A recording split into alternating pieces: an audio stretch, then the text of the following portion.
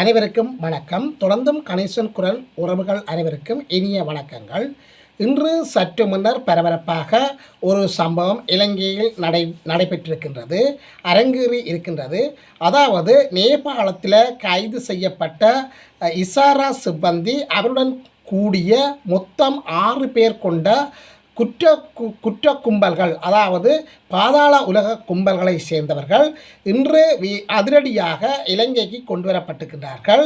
இந்த நடவடிக்கைகளை முன்னின்று செயற்படுத்தினவர் ரொஹான் ஒலுகல்ல என்கின்ற விசேட குற்றப்புலனாய்வு பிரிவு போலீஸ் அதிகாரி ஆவார்.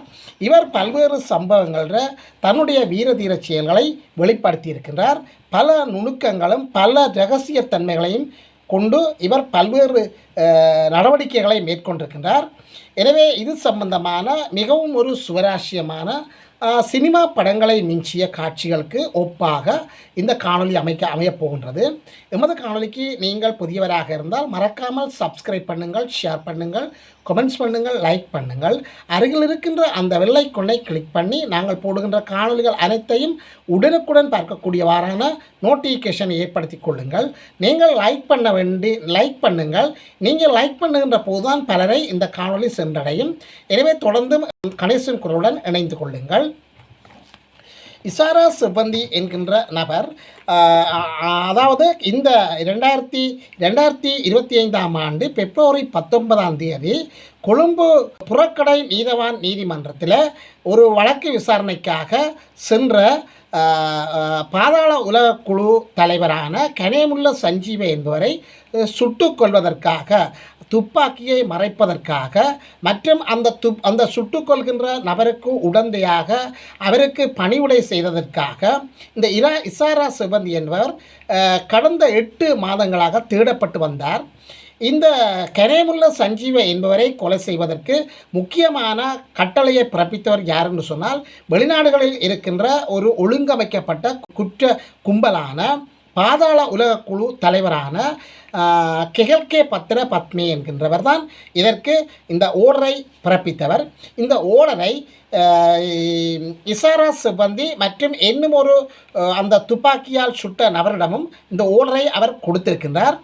இதே போல் இதற்காக அவர்கள் கொழும்பு புறக்கடை நீதவான் நீதிமன்றத்தில் அன்றைய தினம் வழக்கு விசாரணைக்காக சிறைக்குள் இருந்த கனேமுல்ல சஞ்சீவ என்பவரை போலீசார் அதிஉயர் பாதுகாப்புடன் கொண்டு வந்திருக்கின்றார்கள். அவ்வாறு கொண்டு வந்து நீதிமன்றத்துக்குள் நீதிபதியின் முன்னிலையில் குற்றவாளி கூண்டில் ஏறி அவர் ஏறுகின்ற சந்தர்ப்பத்தில் இசாரா சிப்பந்தி என்பவர் மிகவும் சூட்சுமமான முறையில், அதாவது சட்டத்திறனிகள் போன்ற வேடமணிந்த இசாரா சிப்பந்தியும் அந்த துப்பாக்கியால் சுடுகின்ற அவரும் சட்டத்திறனி போன்று வேடம் அணிந்து இருவரும் நீதிமன்றத்துக்குள் நுழைந்திருக்கின்றார்கள். அவ்வாறு நுழைகின்ற போது இசாரா சிப்பந்தி தன்னுடைய சட்ட புத்தகத்துக்குள்ள ஒரு துப்பாக்கி, அதாவது ரிவால்வர் ரக துப்பாக்கியை வெட்டி மிகவும் சூட்சமான முறையில் வைத்து அந்த துப்பாக்கியை கனேமுல்ல சஞ்சீவ என்பவர் சாட்சி கூட்டில் ஏறுகின்ற போது அவரை சுடுவதற்கு வந்தவரிடம் அந்த துப்பாக்கியை ஒப்படைத்ததாகவும், அதன் போது அவர் சரமாரியாக சுட்டதில் கனேமுல்ல சஞ்சீவ என்பவர் நீதிமன்றத்தில் உடனடியாக விழுந்து இறந்திருக்கின்றார். இதன் போது இசாரா சிப்பந்தியும் அந்த துப்பாக்கியால் சுட்டவரும் அந்த நீதிமன்றத்தை விட்டு தப்பிச் சென்றிருக்கின்றார்கள்.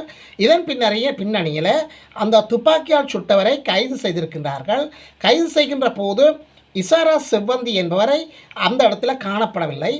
ஏற்கனவே இவர்கள் இந்த துப்பாக்கியால் சுட்டுவிட்டு தப்பிச் சென்று கொழும்பில் சில இடங்களில் சிசிடி கேமராவில் காட்சி அளித்ததாகவும், அப்பொழுது நகைக்கடையில் நகை வாங்கினதாகவும், உடுப்பு கடையில் உடுப்பு வாங்கினது போன்ற அந்த காட்சிகள், இருவரும் சேர்ந்து நின்று அவர்கள் தங்களுக்குள்ளே உரையாடி அவருக்கு நகைகள் வாங்கி கொடுத்தது போன்ற அந்த காட்சிகள் காணப்படுகின்றன. இதன் பின்னர் அந்த துப்பாக்கியால் சுட்டவர் கைது செய்யப்பட்டிருக்கின்றார். அவர் பற்றிய மேலதிக விசாரணைகள் மேற்கொள்ளப்பட்டு வருகின்ற போதும் அவர் பற்றிய அந்த மேலதிக விசாரணைகளோ அல்லது தகவல்களோ இதுவரை வெளிப்படையாக எதுவும் வெளியாகவில்லை. இதன் பின்னணியில் இசாரா சிப்பந்தி என்பவர் தேடப்படுகின்ற ஒரு நபராக காணப்பட்டார். அப்போது அவர் நீர்கொழும்பில் உள்ள ஒரு போலீசாருக்கு தொலைபேசி எடுத்ததாகவும், இந்த தொலைபேசியை அவர் எடுக்கின்ற போது தற்காலிகமான ஒரு சிம்மில் இருந்து எடுத்ததாகவும், அவர் வழமையாக பாவிக்கின்ற சிம்மில் இருந்து எடுக்கவில்லை என்று சொல்லியும், தன்னை இனி தேட வேண்டாம், என்னுடைய நான் இது இப்பொழுது இந்த கதையுடன் என்னுடைய இறுதி கதையாக இருக்கும் என்று சொல்லி அந்த தொலைபேசி அழைப்பை துண்டித்ததாக கூறப்படுகின்றது. அதன் பின்னர் அந்த சிம் வேலை செய்யவில்லை என்று சொல்லியும் இதன் பின்னர் அவர் அந்த மித்தினியா என்ற பகுதியில் இருந்து யாழ்ப்பாணத்துக்கு தப்பிச் சென்றதாகவும் இவ்வாறு மித்தினியா என்ற பகுதியிலிருந்து யாழ்ப்பாணத்துக்கு தப்பிச் செல்வதற்கு ஏகே பாய் என்கின்ற அந்த ஒரு யாழ்ப்பாணத்து நபர், அதாவது ஏகே பாய் என்கின்ற யாழ்ப்பாணத்து நபர் கென்னடி பத்ராயன், ஏகே அதாவது கென்னடி பத்ராயன் என்கின்ற யாழ்ப்பாணத்தை சேர்ந்த படகோட்டி என்றும் சொல்லப்படுகின்றது.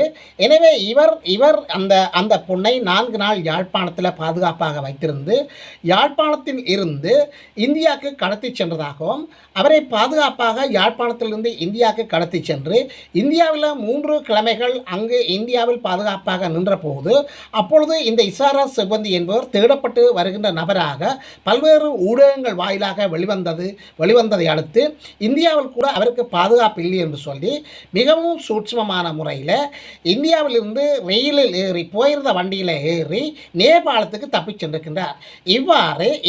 இவ்வாறு கூட்டிச் சென்றதுக்கு இவர் மொத்தமாக வாங்கிய ரொக்க பணம் 1.5 கோடி, அதாவது 1.5 கோடி என்று சொல்லப்படுகின்றது. இந்த பணத்தை கொடுத்தவர் யார் என்று சொன்னால் இந்தோனேஷியாவில் கைது செய்வதற்கு முன்னர் வெளிநாடுகளில் ராஜ வாழ்க்கை வாழ்ந்த ஒழுங்கமைக்கப்பட்ட பாதாள உலக குழு தலைவரான கே பத்மே என்பவர் தான் இந்த 1.5 கோடி பணத்தையும் அந்த ஏகே பாயிடம் கொடுத்ததாக கூறப்படுகின்றது. இதன் பின்னர் இவர்கள் நேபாள நாட்டில் ஒரு மலைப்பாங்கான பிரதேசத்தில் நேபாளம் காட்மண்டு அந்த நகரத்தில் இருந்து காட்மண்டு தலைநகரத்தில் இருந்து 25 கிலோமீட்டருக்கு அப்பால் உள்ள ஒரு புறநகர் பகுதியால் ஒரு புறநகர் அதாவது வில்லேஜ் அதாவது கிராம பகுதியான ஒரு மலையான பகுதியில் இவர்கள் வாழ்ந்ததாகவும் அங்கு அதிசொகுசு வீடொன்றை வாடகைக்கு எடுத்து வாழ்ந்ததாகவும் கூறப்படுகின்றது. இவர்களுடன் மொத்தம் 6 பேர் இருந்ததாக கூறப்படுகின்றது.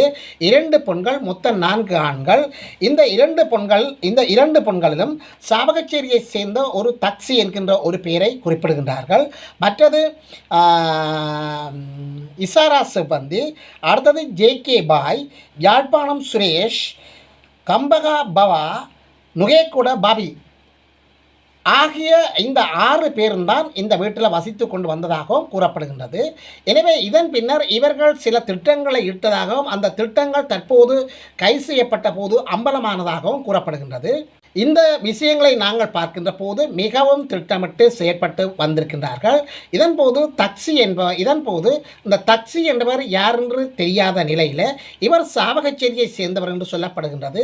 எனவே இவர்களை தற்போது இன்று 6:45 மணியளவில் இலங்கை நேரப்படி மாலை 6:45 மணியளவில் கட்டுநாயக்கா விமான நிலையத்துக்கு கொண்டு வந்ததாக கூறப்படுகின்றது.